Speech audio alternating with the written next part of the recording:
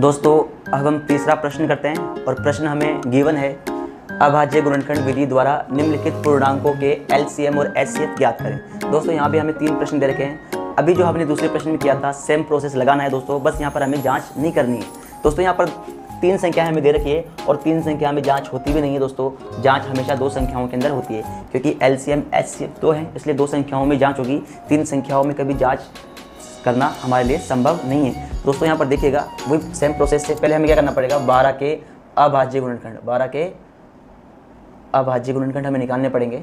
12 के अभाज्य गुणनखंड तो दोस्तों देखिएगा बिल्कुल आसान है। दोस्तों यहाँ पर लिखेंगे 12 और 12 के अभाज्य गुणनखंड, पहले 2 का भाग देंगे कितनी बार गया, 6 बार, फिर 2 का भाग देंगे कितनी बार गया, 3 बार, फिर 3 का भाग देंगे कितनी बार गया, 1 बार। दोस्तों यहाँ पर देखिएगा 2 की घात तो कितनी आ जाएगी 2 और 3 की घात कितनी होगी 1, 1 लिखते नहीं है, 2 कितनी बार है 2 बार, इसलिए 2 का हमने स्क्वायर लिख दिया है। अब क्या करेंगे हम 15 के अभाज्य गुणनखंड निकालेंगे दोस्तों। तो यहाँ पर देखिएगा कि 15 लिखेंगे यहाँ पर, तो यहाँ पर देखो दोस्तों 3 का भाग जाएगा कितनी बार, 3 पंजे 15 और 5 का भाग कितनी बार जाएगा 1 बार, तो जो कि 15 के तो 3 गुणा 5। अब दोस्तों किसके टुकड़े करेंगे हम 21 के, तो 21 के अभाज्य गुणनखंड। तो दोस्तों यहाँ पर देखिएगा हम लिखेंगे 21 और 21 के कर देंगे टुकड़े।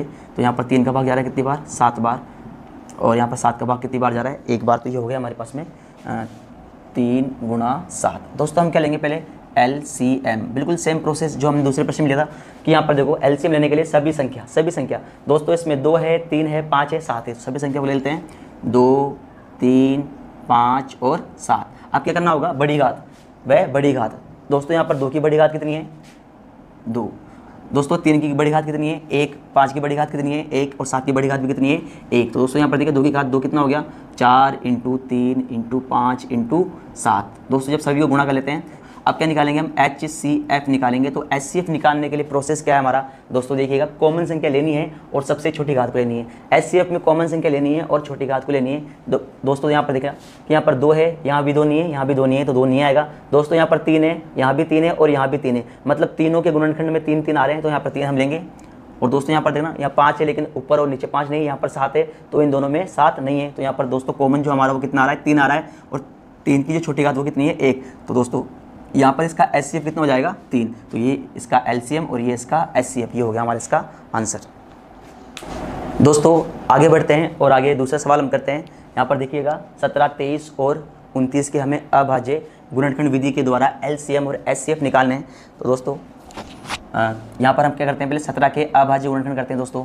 तो दोस्तों यहाँ पर देखिएगा कि मैंने लिखा 17, देखो 17 तो किसके पाड़े में आता है, सिर्फ 17 के पाड़े में आता है और किसी के पाड़े में नहीं आता। तो यहाँ पर हम क्या लिख देंगे 17, तो इसके टुकड़े कितने हो गए दोस्तों 17 हो गए। इसके बाद दोस्तों हम किसके टुकड़े करेंगे 23 के, तो 23 के टुकड़े करेंगे। तो 23 भी एक अभाज्य संख्या है, ये भी सिर्फ 23 के पाड़े में आती है और किसी के पाड़े में नहीं आती। तो कितनी बार गया 1 बार, तो यहाँ पर क्या लिख देंगे हम 23 लिख देंगे दोस्तों। इसके बाद कितना है दोस्तों 29 है, तो 29 लिखेंगे। 29 भी एक अभाज्य संख्या है, क्योंकि ये एक तो 1 के पाड़े में आती है और एक 29 के पाड़े में आती है, इसके अलावा किसी के पाड़े में नहीं आती, इसलिए यहाँ पर इसके भी टुकड़े क्या रहेंगे 29 रहेंगे दोस्तों। अब हमें क्या निकालना है LCM।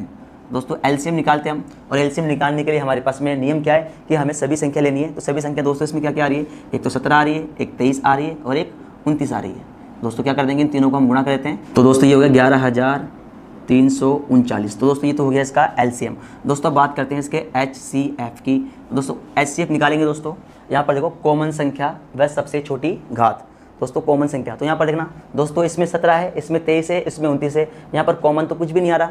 लेकिन दोस्तों एक बात मेरी हमेशा याद रखना, जहाँ पर कॉमन कुछ नहीं आता ना दोस्तों, वहाँ पर हमेशा कॉमन क्या आता है, एक कॉमन आता है। वापस कह रहा हूँ दोस्तों कि जहाँ पर कॉमन अगर कभी कुछ भी नहीं आया ना दोस्तों, तो जहाँ कोई नहीं आता ना वहाँ पर कौन कॉमन आता है, एक कॉमन आता है। कैसे कॉमन आएगा दोस्तों, अगर मैं यहाँ पर 17 है तो 17 गुणा 1 लिख दूँ तो यहाँ पर कोई फर्क पड़ने वाला है क्या, 17 एकम 17 तो रहेगा ही। अगर यहाँ पर 23 × 1 लिख दूँ तो भी क्या रहेगा, ये 23 एकम 23 ही रहेगा। और यहाँ पर देखो दोस्तों 29 × 1 लिख दूँ तब भी क्या रहेगा, ये 29 रहने वाला है। तो दोस्तों एक इसमें भी आ गया, एक इसमें भी आ गया और एक इसमें भी आ गया, क्योंकि गुणा करने पर कोई फर्क तो पड़ेगा नहीं। तो मतलब क्या है, यहाँ पर हम एक यहाँ पर लिखेंगे। वापस से बोल रहा हूँ दोस्तों, जहाँ पर कुछ कॉमन नहीं होगा वहाँ पर कितना कॉमन आएगा, हमेशा एक कॉमन आएगा। तो LCM तो कितना हो गया इसका 11,339 और HCF कितना हो गया दोस्तों इसका 1 हो गया। तो ये हो गया इसका आंसर। अब दोस्तों हम क्या करने वाले हैं कि ये तीसरा प्रश्न हम ले लेते हैं, यहाँ पर ही कर लेते हैं दोस्तों। पहले हम 8 के गुणनखंड करते हैं दोस्तों। 8 के गुणनखंड करेंगे तो यहाँ पर देखिएगा ये 8 और देखो 2 का भाग देंगे कितनी बार गया, 4 बार, फिर 2 का भाग देंगे 2 बार गया और 2 का भाग देंगे कितनी बार गया 1 बार। तो 2 की घात कितनी आ गई दोस्तों 3 आ गई। अब इसके बाद में 9 के टुकड़े करेंगे तो 9 क्या होता है 3 × 9 तो ये 3 का स्क्वायर हो गया दोस्तों। अब ये 25 के हम टुकड़े करेंगे, तो 25 के टुकड़े क्या होता है, 5 का स्क्वायर, 5 25। दोस्तों स्पीड से कर रहा हूँ, अब आप समझ पा रहे हैं इन बातों को, इसलिए यहाँ पर थोड़ा स्पीड में करना होगा दोस्तों, ऐसे सिलेबस हमारा कंप्लीट होगा नहीं। यहाँ पर दोस्तों क्या लेंगे हम, एलसीएम लेंगे, और एलसीएम लेंगे तो दोस्तों यहाँ पर देखिएगा कि एलसीएम में सभी संख्याओं को हम लेते हैं, एलसीएम में हम क्या लेते हैं, सभी संख्याओं को लेते हैं। तो सभी संख्या दोस्तों यहाँ पर क्या है, इसमें 2 है, इसमें 3 भी है और इसमें 5 भी है। और यहाँ पर दोस्तों सभी संख्याओं को लेने के बाद में सबसे बड़ी घात को लेंगे, 2 की बड़ी घात कितनी है, 3, 3 की बड़ी घात कितनी है, 2, और 5 की बड़ी घात कितनी है, 2। तो यहाँ पर दोस्तों देखिएगा कि 2 का क्यूब होता है 8, और 3 का स्क्वायर होता है 9, और 5 का स्क्वायर होता है 25। और दोस्तों यहाँ पर देखो 8 नाम 72, 8 नाम कितना हो गया दोस्तों, 72 हो गया।